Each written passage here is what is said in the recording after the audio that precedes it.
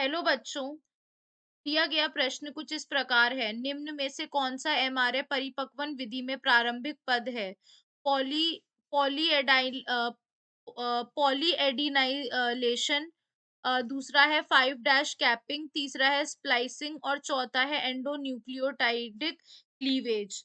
तो यहाँ पर अगर हम देखते हैं, हमारी मुख्य अवधारणा क्या है?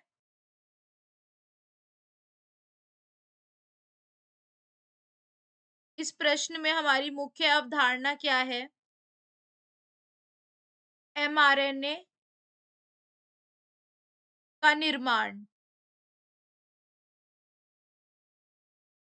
तो यहाँ पर अगर हम देखें, जब डीएनए से एमआरएनए बनने की जो प्रक्रिया होती है, डीएनए क्या करता है जब एमआरएनए बनाता है, इस प्रक्रिया को हम कहते हैं ट्रांसक्रिप्शन।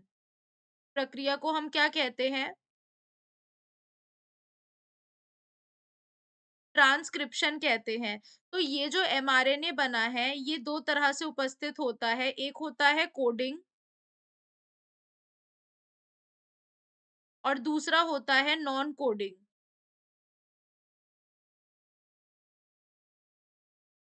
और दूसरा क्या होता है? नॉन कोडिंग होता है।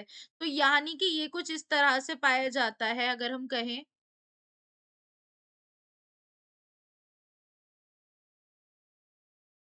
ये 5 डैश एंड होता है और ये 3 डैश होता है। तो जो कोडिंग वाला एरिया होता है, उसे हम क्या कहते हैं? जहां पर हमारा क्या पाया जाता है, जहां पर हमारी प्रोटीन्स पाए जाते हैं, वो होता है हमारा एक्सॉन।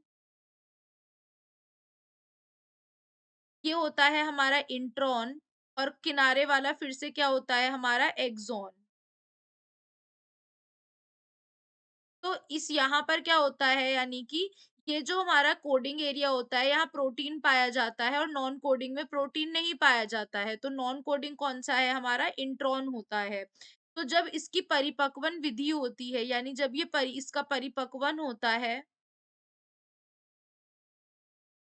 तो उस वक्त क्या होता है, इसमें कैपिंग होती है सबसे पहले। क्या होती है यहाँ पर?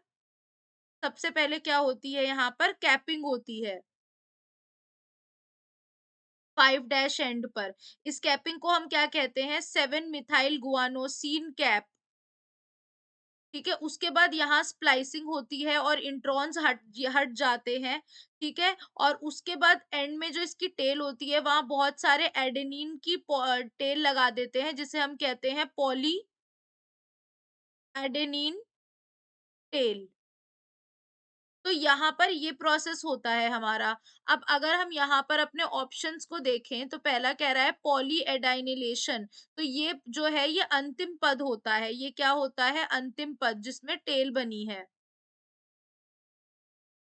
दूसरा है 5 डैश कैपिंग। ये हमारा क्या होता है? जब हम एमआरएनए से क्या बनाते हैं, एमआरएनए पे क्या करते हैं, हम यहाँ पर 5 डैश सिरे पर हम क्या करते हैं? 7 mg की कैपिंग करते हैं। तो ये हमारा प्रारंभिक यानी आरंभिक पद है। स्प्लाइसिंग जो होता है, वो इस आरंभिक पद के पश्चात आता है। क्या आता है? इसके बाद आता है। और ये चौथा प्रोसेस इसमें नहीं होता है। तो हमारा सही उत्तर हो जाएगा ऑप्शन बी। तो यहाँ हम ये कह सकते हैं, बी हमारा सही उत्तर है। आशा करती हूँ आपको समझ में आया होगा। धन्यवाद।